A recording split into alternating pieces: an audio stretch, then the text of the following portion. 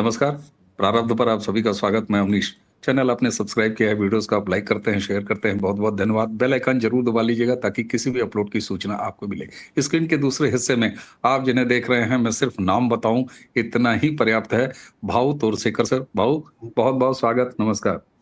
नमस्कार दर्शकों, भाव से बीएमसी के नतीजे आने से पहले और महाराष्ट्र के 29 नगर निगम इनके नतीजे आने से पहले हमने जो बात की थी, भाव ने जो कुछ भी कहा था वो सीधा सीधा होता हुआ दिखाई दे रहा है। बीएमसी यानी मुंबई में 25 साल का राज जो ठाकरे परिवार का था वो समाप्त हो रहा है। उसी तरह 29 जो नगर निगम है वहां भी Bharatiya Janata party almost clean sweep कर रही है। अभी तक के जो रुझान है उसके हिसाब से करीब 23 से 24 29 में से वो लेते हुए दिखाई दे रही है। आंकड़े कहां जाके रुकेंगे हम अभी नहीं कह सकते क्योंकि मतदान अभी गणना चल रही है। भाव जैसा आपने कहा था वैसा ही हुआ। 3 बिंदु मैं सिर्फ आपके पास रखूंगा। देवेंद्र फडणवीस की अगुवाई में क्या भारतीय जनता पार्टी अब लीड ले चुकी है? क्यों? क्योंकि शिंदे कहीं ना कहीं तीसरे नंबर पर हैं। उद्धव और भाइयों के मिलन के बाद जो उद्धव गुट है उनको क्या उतना नुकसान नहीं पहुंचा मुसलमान वोटों की बदौलत? कांग्रेस से मुसलमान छिटक गया और शरद पवार अपने ही घर में बुरी तरह हार रहे हैं। भाव प्लीज। जी देखिए, एक बात है कि मुंबई में तो एकनाथ शिंदे है ही नहीं, ये माना जाता था। शिंदे कौन था? शिंदे तीसरे नंबर पर नहीं गया है। शिंदे ने मुंबई में अपनी छाप दिखाई है, ये इंपॉर्टेंट है। अपना गढ़ वो उनका ठाणे, ये उनका किला है। शिवसेना जो ठाणे में थी वो एकनाथ शिंदे की थी, आनंद दिघे की थी। एकनाथ शिंदे के पास वो विरासत आ गई। लेकिन मुंबई जो बाला साहब ठाकरे का किला था वो उद्धव ठाकरे पूरी तरह से बचा नहीं पाए, टिक रहे। दिखाई देता है कि कुछ 65-66 ठाकरे बंधुओं को सीटें मिली है, लेकिन सत्ता तो हाथ से छिटक गई, निकल गई। लेकिन अगर 30-35 सीटें भी एकनाथ शिंदे मुंबई में लाते हैं तो उद्धव ठाकरे ठाणे में कितने ला पाए? जो ठाणे में जो कुछ है, टूटी हुई शिवसेना, तो अगर पूरी की पूरी ताकत में ठाणे में एकनाथ शिंदे की सीटें अच्छी आती है, अपनी अकेले की उसकी मेजोरिटी है ठाणे में, लेकिन उद्धव ठाकरे वहां 10-12 सीटें भी नहीं ला पाए। जो ठाणे पालिका 2022 के पहले शिवसेना की, यानी उद्धव जिसके पक्ष प्रमुख थे, उस पार्टी की थी। वो एकनाथ अलग हो गए तो एकनाथ के साथ चली गई। लेकिन आज भी ठाणे महापालिका नगर कॉरपोरेशन एकनाथ के साथ है। क्या उद्धव के साथ मुंबई तक बची है? नहीं बची है। ये फर्क कंपैरिजन अगर करते हैं एकनाथ शिंदे और उद्धव का, तो वो देखना चाहिए कि इसकी फुल अपनी ताकत पर उनकी कॉरपोरेशन थी। एकनाथ शिंदे की ठाणा में थी, तो वो अगर ठाणा अपने साथ लेकर चला गया तो उसने फिर भी अपने अकेले की मेजोरिटी लाई है। क्या उद्धव वो मेजोरिटी मुंबई में ला पाए? ना पूरे राज्य में जितने 56 एमएलए थे उतने नहीं ला पाए।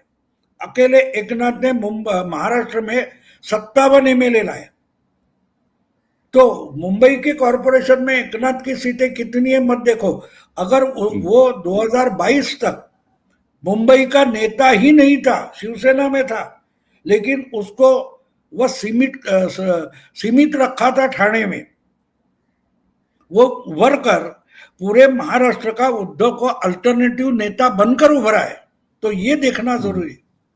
मुंबई में अगर एकनाथ को 6 एमएलए मिले और 20-25 कॉर्पोरेटर भी मिले तो उसकी ताकत बढ़ गई है वहां।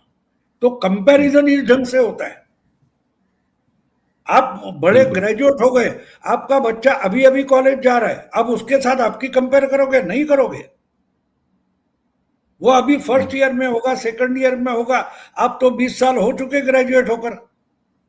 तो इसलिए हाँ, दूसरी बात है बीजेपी की, जो मैंने आपको पिछले पॉडकास्ट में साफ साफ बताया था कि आराम से बीजेपी जीत रही, क्योंकि लड़ाई है ही नहीं। एक बात होती है, लड़ना जरूरी होता है।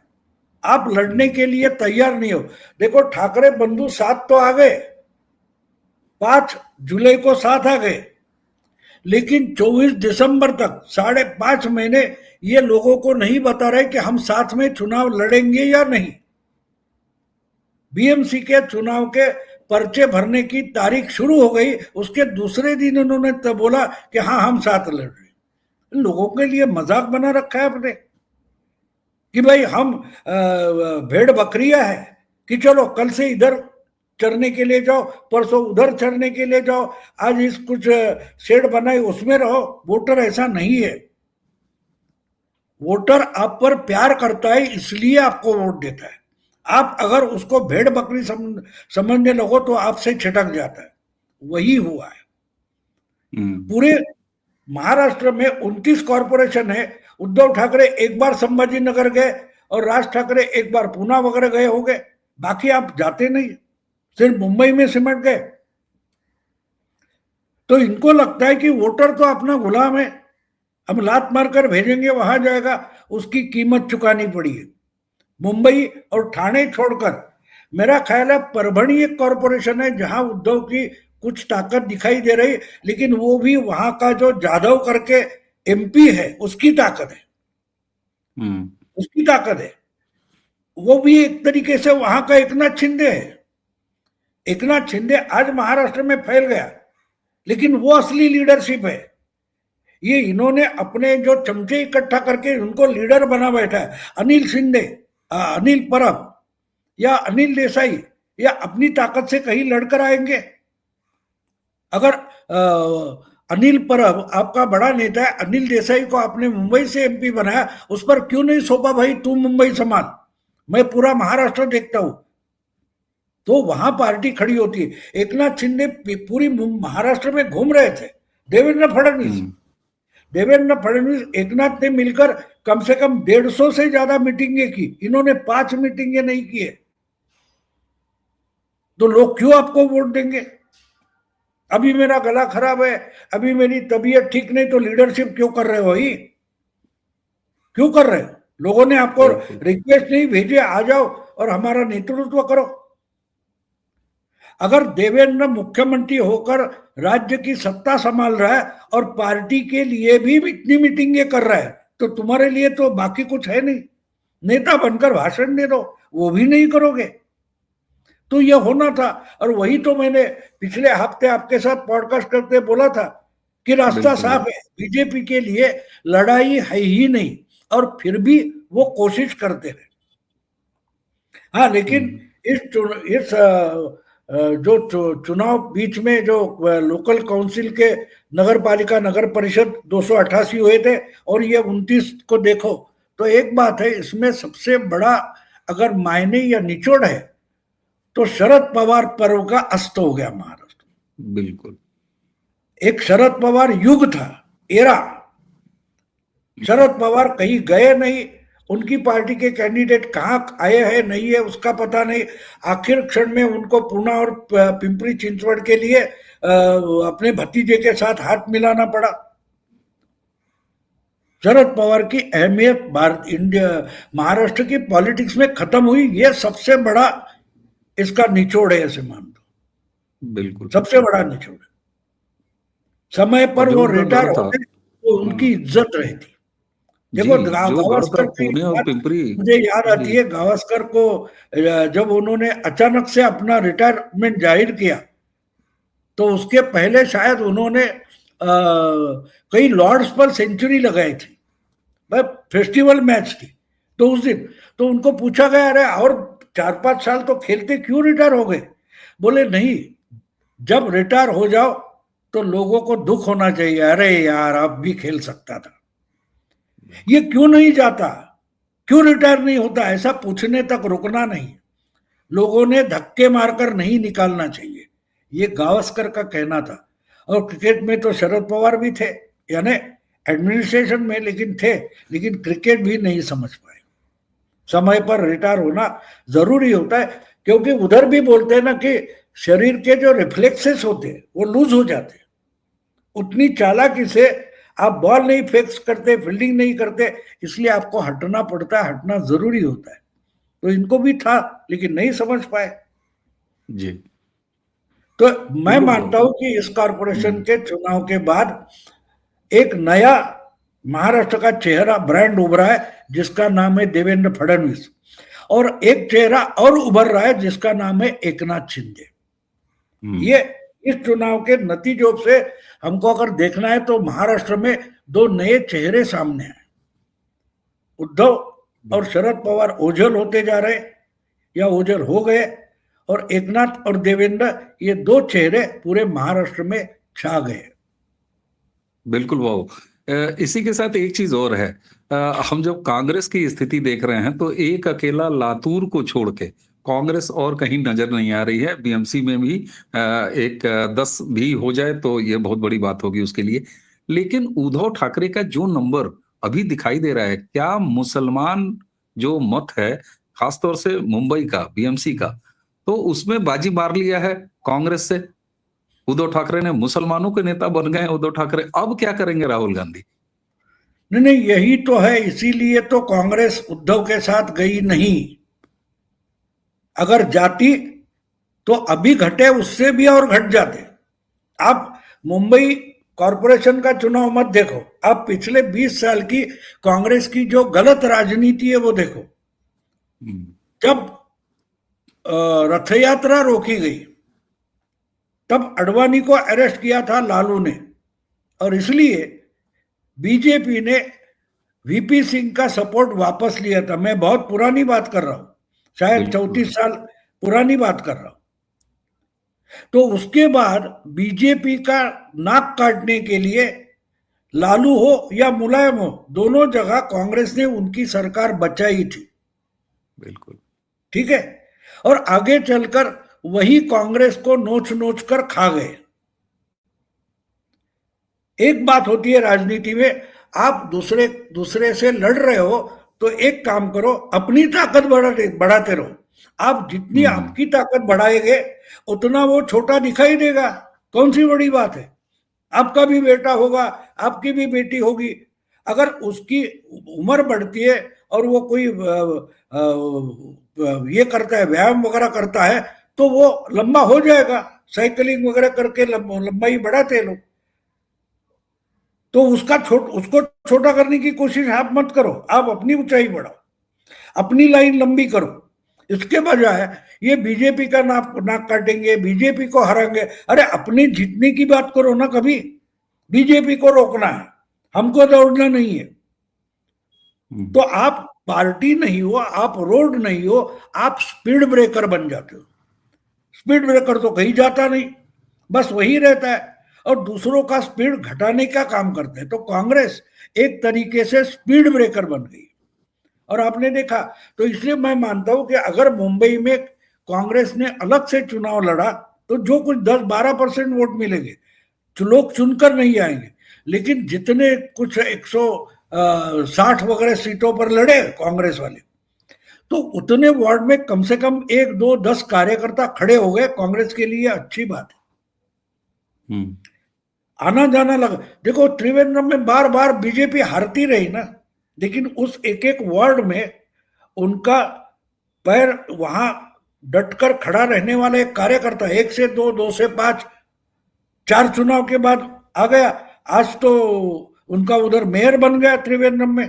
लेकिन उसके पीछे आज का सक्सेस मत देखो। पिछले 25 साल से बीजेपी जो ट्राई कर रही है वहां से यहां तक पहुंचे। हम आम का एक पेड़ लगाते, 4 साल के बाद फल आता है उसको, लेकिन उस पर मेहनत तो करते रहते ना, उस पर मेहनत करते। वैसे तो दुकान से भी आम ला सकते हो, उसमें कौन सी बड़ी बात है। देखो गठबंधन करना, दूसरे से एडजस्ट करके सीट जिता कर लाना, इसको मैं बाजार से खरीदे हुए आम बोलता हूं। और बीजेपी की जो बात है वो अपने बागान के आम है, ये फर्क होता है। बीजेपी बागान लगाकर अपने घर के आम खिलाना चाहती है और ये दूसरे के या तो चुराकर या बाजार से खरीदे हुए आम देना चाहते हैं। तो बढ़ेगा कौन? पूरा सीजन आम का होगा, आपके घर के आम होंगे। बाजार से लाओगे 4 दिन में खाएंगे नहीं तो खराब भी हो जाएंगे, फेंकने पड़ेंगे। लेकिन जितना सीजन है उतने आम खाने हैं, तो आपको अपनी बागान, आपका पेड़ खुद का होना चाहिए। और बीजेपी इसी लाइन पर पिछले 40 साल से काम कर रही है। हम आज आए हुए आम देख रहे हैं, लेकिन उसके पीछे मेहनत कहाँ देख रहे हैं? तो ये देखना चाहिए। और कांग्रेस की गलती वहां हो गई कि वो भूल गए रास्ता चलने के लिए होता है, स्पीड ब्रेकर के लिए नहीं होता। कांग्रेस स्पीड ब्रेकर बन गई तो वही की वहां पड़ गई। गाड़ियां आती जाती रही, थोड़ा इधर उधर करके धक्का खा के स्पीड कम करके निकल गई। कांग्रेस कहाँ है? जहां थी वहां है। और शायद टूट फूट भी हो गई, ये बात है। बिल्कुल हो गई। और देखिए ना, राहुल गांधी ने शुरुआत कर दिया, फिर वही वोट चोरी वोट चोरी वोट चोरी। उनकी गाड़ी वहां पर ऐसी, आपने सही कहा, स्पीड ब्रेकर की तरह वोट चोरी के साथ भी अटक गई है। वो मान ही नहीं सकते कि हमारी राजनीति कुछ गड़बड़ है, कुछ है। दादा, एक सवाल और भाऊ, जो गति शरद पवार की हुई है, अजित पवार के साथ हाथ मिलाने के बाद भी हुई है, जो उनका अपना गढ़ था पुणे, मान लीजिए चिंचली और पुणे, ये दोनों ऑलमोस्ट उनका गढ़ ही हैं जहां क्लीन स्वीप हुआ है। मराठा पॉलिटिक्स, जो कि ठाकरे ब्रदर्स ने भी करने का प्रयास किया था, और ये जो शरद पवार दादा हैं, इनकी तो पूरी पॉलिटिक्स ही उसी पे है। क्या क्षेत्रीय अस्मिता के ऊपर राष्ट्रवाद, और मैंने जितने भी अभी वीडियोस देखे, फुटेज देखे, मैं जब से ट्विटर पर घूम रहा था, हर जगह ये कहा जा रहा है ये हिंदुत्व की जीत है और जो हिंदू के साथ है। तो ये साफ तौर पर हो गया कि बाला साहब ठाकरे की विरासत जो उद्धव के पास जानी थी वो शिंदे के पास चली आई, और उल्टा ये हुआ कि उद्धव ठाकरे मुसलमानों के ज्यादा नजदीक पाए जा रहे हैं। तो क्या क्षेत्रीय अस्मिता पर राष्ट्रवाद, हिंदुत्व, ये आगे आ गया? महाराष्ट्र ने एक नया उदाहरण प्रस्तुत किया है। नहीं, एक बात होती है, देखो, मुस्लिमों के वोट जो होते हैं वो हमेशा बीजेपी को, यानी सनातन और क्या बोलते हो, हिंदुत्व को हराने के लिए होते हैं। अगर बीजेपी हिंदुत्व का सिंबल है तो वो बोलते हैं कि चलो इसमें एक कोई सलीम करके खड़ा है और एक अवनीश करके खड़ा है, लेकिन अवनीश तो एंटी बीजेपी है और जीतने की पॉसिबिलिटी है, और अगर हम वोट तोड़ेंगे तो दूसरा बीजेपी वाला जीत जाएगा, तो अवनीश को तो हराना है ना बीजेपी वाला करके। तो वो सलीम को छोड़कर और किसी ओमकार को या भाऊ को भी वोट देंगे, लेकिन अवनीश बीजेपी का है, उसको हराएंगे। ये इनका टैक्टिकल वोटिंग होता है। तो वो हो गया, जहां देखो हर वार्ड में मुस्लिम थोड़े बहुत होते हैं। समझो एक वार्ड है कि जहां एक 2-3 हजार है, 1200 है, 1700 है, तो वहां कांग्रेस के साथ जाकर अगर बीजेपी नहीं हारेगी और उद्धव के साथ जाकर बीजेपी हारेगी, तो वो मुस्लिम वोट बीजेपी के पास चला, हो उद्धव के पास चला जाता है। आपको याद होगा, अधीर रंजन चौधरी 6 बार जीते थे, इस बार हार गए। किससे हार गए? गुजरात का मुस्लिम लड़का यूसुफ पठान, तृणमूल से खड़ा था। तो वो, अगर ये भी अधीर रंजन भी मुस्लिमों की साइड लेने वाले थे, लेकिन उसको हराया जब अपना मुस्लिम आने वाला है। तो इस तरीके से हर जगह टैक्टिकल वोटिंग मुस्लिम वोट बैंक करती है। हिंदुओं में भी अब आहिस्ते आहिस्ते वो टैक्टिकल वोटिंग आने लगा है। देर लगेगी, लेकिन हम मुस्लिम वोट बैंक से हिंदू वोट सीख रहा है कि हमको टैक्टिकल वोटिंग करनी पड़ेगी। हाँ, बीजेपी तगड़ी है, हो जाएगा, कोई बात नहीं। तो एकनाथ को भी मुंबई में अच्छा चांस मिला है, ठाणे में हुआ है, तो ये तो होता रहेगा। अब देखो, भिवंडी में बहुत सारा मुस्लिम पॉपुलेशन है, फिर भी वहां बीजेपी जीत गई है, एकनाथ शिंदे जीत रहे। मालेगांव, भाऊ मालेगांव मालेगांव में में वही भी। तो बोल। तो ये बात होती है, इसको टाइम देना पड़ता है। मैं मानता हूं कि उसको टाइम देना पड़ेगा, और जब तक ये एडजस्ट करके नहीं हो रहा है, तब तक जो कठोर हिंदुत्व चाहते हैं, इनको भी हम किनारे करना पड़ेगा। कि जब तक हम अपने पैरों पर डटकर खड़े नहीं होते, तब तक ये जैसे बैसाखी बैसाखी, हाँ बैसाखी, क्योंकि खड़ा रहना है। जब हमारे पैरों में ताकत आ जाएगी, बैसाखी छोड़ देगी, कौन सी बड़ी बात है। बहुत सारी एडजस्टमेंट करनी पड़ती है। अरे बच्चा भी जन्म लेता है तो दूसरे दिन खड़ा नहीं होता, खड़ा नहीं होता, और गिर गिर के भी खड़ा रहना चाहता है ना। तो वो बात यहां भी है, पॉलिटिक्स में हो, ऑर्गेनाइजेशन में हो, ये बात होती है। तो मुझे लगता है कि इस ढंग की जो राजनीति चल रही है उसमें तरीके से आगे अब देखो एक बात और है, अगले 3 साल कोई बड़ा चुनाव नहीं है।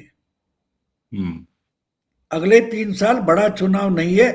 इसमें उद्धव हो, पवार हो या कांग्रेस हो, उनको महाराष्ट्र में पार्टियां चलाना मुश्किल हो जाएगा। बीजेपी की असली रणनीति ये समझ ही नहीं पाए, ये अब हमारे एनालिस्ट भी नहीं समझ पाते। ये क्या बोलते हैं, अरे बीजेपी तो हमेशा पूरे साल 5 साल इलेक्शन मोड में रहती है। तो मोदी जी ने एक बार कहा था सिर्फ इलेक्शन मोड पर नहीं रहते, हम इमोशनल मोड पर भी रहते। तो लेकिन इस चालाकी में बीजेपी ने एक काम कर दिया है कि अब वो तो खुद तो इलेक्शन मोड में रहते, कभी भी इलेक्शन ले लो, लेकिन उसी दरमियान घसीटते घसीटते अदर पार्टीज है उनको भी बीजेपी ने इलेक्शन मोड में लाया है। लेकिन इलेक्शन की मशीनरी है नहीं, इलेक्शन की मशीनरी है नहीं ना। आपका खटारा, मेरी फरारी वगैरह कुछ है, उसके सामने दौड़ेगा कैसे? लेकिन रेस में तो आपको लाकर खड़ा कर दिया और हर रेस में हार जाते, समझा? एग्जाम का फॉर्म भरवा दिया और किताब गायब रखी।